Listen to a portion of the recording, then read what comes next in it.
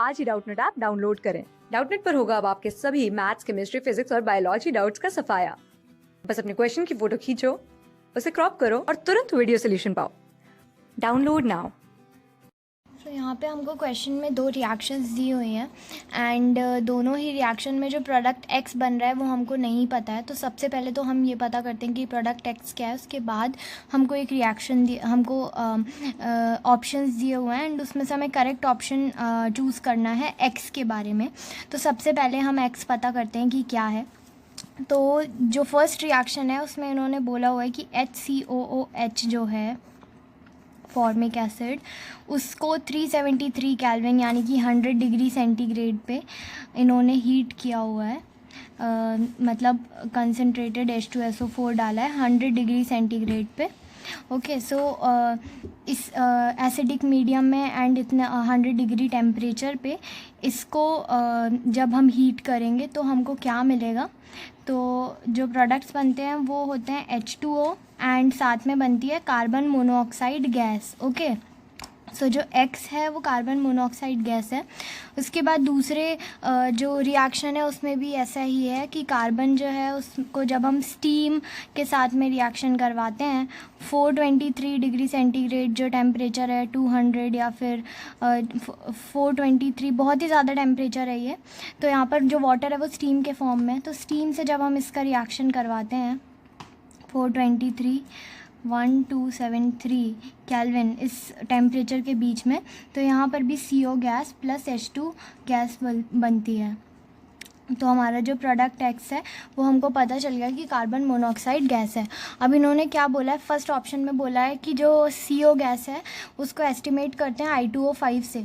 तो ये बहुत ही इम्पॉर्टेंट रिएक्शन है I2O5 के साथ में CO गैस की। इसमें क्या करते हैं, ये मेनली जो ये रिएक्शन होती है CO गैस की I2O5 के साथ में, ये यूज़ होती है ऑक्सीजन के क्वान्टिटेटिव एनालिसिस के लिए। तो ऑक्सीजन का क्वांटिटेटिव एनालिसिस करते समय हम सबसे पहले जो CO गैस है उसको बनाते हैं ऑक्सीजन का यूज़ करके एंड देन उसका रिएक्शन I2O5 से करवा के देन I2O5 के साथ में रिएक्शन के बाद जो प्रोडक्ट बनते हैं उनका वेट वगैरह नाप के हम जो ऑक्सीजन है उसका क्वांटिटेटिव एनालिसिस करते हैं। तो हम एक रिएक्शन देख लेते हैं ये वाली कि किस तरीके से होती है। तो सबसे पहले हम रेड जो कोक होता है कार्बन, उसके साथ में ऑक्सीजन का रिएक्शन करवा के सबसे पहले 1373 केल्विन पे हम बनाते हैं CO gas. Okay, and then उसके बाद हम क्या करते हैं कि ये जो CO गैस बनी है उसका रिएक्शन हम I2O5 के साथ में करवाते हैं, जहाँ उससे I2 + 5 CO2 बनता है।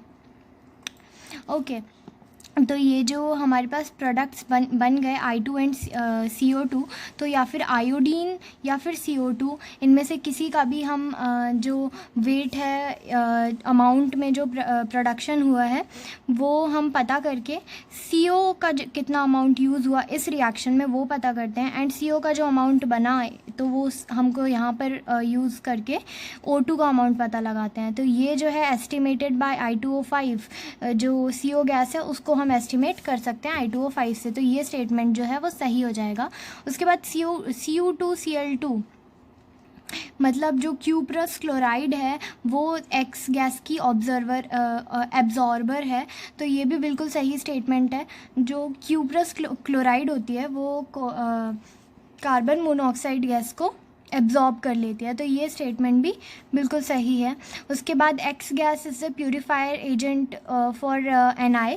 सो ये जो स्टेटमेंट है ये ऐसा बोल रहा है कि जो कार्बन मोनोऑक्साइड गैस है उसको हम निकल के प्यूरिफिकेशन के लिए यूज़ करते हैं। सो यस, ये स्टेटमेंट भी सही है। एक्चुअली इस प्रोसेस को हम मॉन्स प्रोसेस बोलते हैं एंड इस प्रोसेस में होता क्या है कि हमारे पास निकल होता है जो कि इम्प्योर होता है, उसका रिएक्शन हम इम्प्योर निकल का कार्बन मोनोऑक्साइड गैस के साथ में करवाते हैं, जिससे हमारे पास में एक कॉम्प्लेक्स बन जाता है NiCO4। ओके, यहाँ पर निकल का जो ऑक्सीडेशन स्टेट है वो 0 होता है। उसके बाद हम क्या करते हैं कि और बहुत हाई टेम्परेचर देते हैं यहाँ पर ठीक है, हाई टेम्परेचर देने के बाद में ये जो कॉम्प्लेक्स है ये दोबारा से ब्रेक हो जाता है and Na plus CO gas दोबारा बन जाती है, पर यहाँ पर जो निकल बनता है वो प्योर होता है। तो ये मॉन्ड्स प्रोसेस होती है एंड यहाँ पर कार्बन मोनोऑक्साइड का यूज़ किया जाता है। तो ये स्टेटमेंट भी सही है। तो हमारा जो आंसर होगा वो हो जाएगा all of the above. Class 6 से 12 से लेके नीट, IIT, JEE मेंस और एडवांस के लेवल तक 10 मिलियन से ज़्यादा स्टूडेंट्स का भरोसा। आज ही डाउनलोड करें डाउटनेट ऐप या व्हाट्सएप कीजिए अपने डाउट्स 8400 400 400 पर।